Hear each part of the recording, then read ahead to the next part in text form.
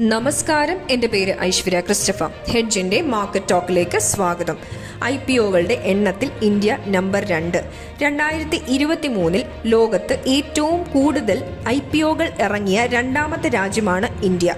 മൊത്തം 250 IPOകളാണ് ഈ വർഷം ഇന്ത്യൻ വിപണിയിലെത്തിയത്. ഇതിൽ 58 മെയിൻ ബോർഡ് IPOകളും 182 എണ്ണം SME IPOകളും ആയിരുന്നു.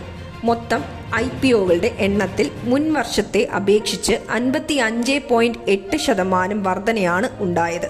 അതേസമയം ചൈനയിലെ IPOകളുടെ എണ്ണം മുൻ വർഷത്തെ അപേക്ഷിച്ച് 28.5% കുറഞ്ഞു. ദക്ഷിണ കൊറിയയിലെ 112 കമ്പനികൾ IPO നടത്തി. ഏറ്റവും കൂടുതൽ IPOകൾ ഇറങ്ങിയ മൂന്നാമത്തെ രാജ്യം ദക്ഷിണ കൊറിയയാണ്. 4ാം സ്ഥാനത്ത് നിൽക്കുന്ന ജപ്പാനിൽ 98 IPOകളാണ് ഇറങ്ങിയത്. 2023 ഇന്ത്യൻ കമ്പനികൾ മൊത്തം 54,000 കോടി രൂപയാണ് ശേഖരിച്ചത്.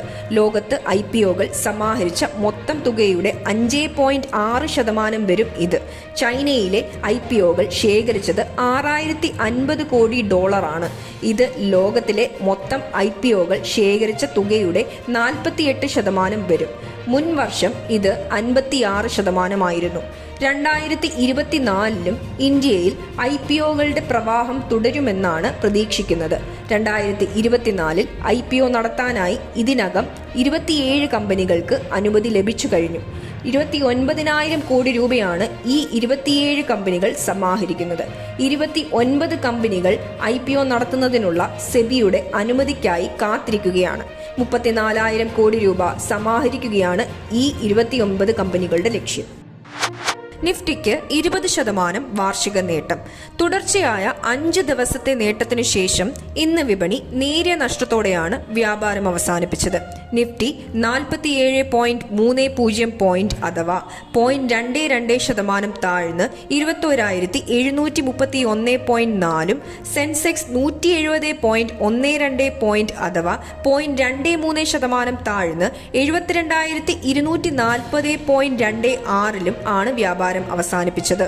ഓട്ടോ, FMCG, റിയാലിറ്റി, മെറ്റൽ സെക്ടറുകൾ നേട്ടം രേഖപ്പെടുത്തിയപ്പോൾ oil and gas, PSU bank, IT സെക്ടറുകൾ നഷ്ടം രേഖപ്പെടുത്തി. Tata Consumer, Tata Motors, Bajaj Auto, Nestle എന്നിവയാണ് കൂടുതൽ നേട്ടം രേഖപ്പെടുത്തിയ നിഫ്റ്റി ഓഹരികൾ. BPCL, SBI, ONGC, ഇൻഫോസിസ് എന്നിവയാണ് കൂടുതൽ നഷ്ടം രേഖപ്പെടുത്തിയ നിഫ്റ്റി ഓഹരികൾ. ഏകദേശം 1,758 ഓഹരികൾ മുന്നേറി. 1,533 ഓഹരികൾ ഇടിഞ്ഞു. 54 ഓഹരികൾക്ക് മാറ്റമില്ല. എന്നാൽ 20% വാർഷിക നേട്ടത്തോടെയാണ് നിഫ്റ്റി 2023 ഫിനിഷ് ചെയ്തത്.